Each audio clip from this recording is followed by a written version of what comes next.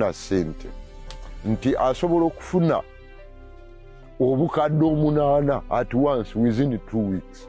Okulakulana, it's a process.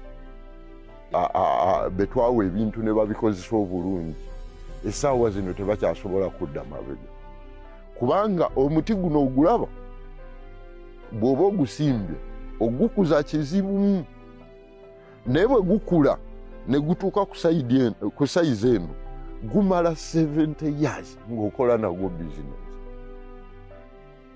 Kiba kitegeeza oyo takyadda mabega mwegyo emyaka.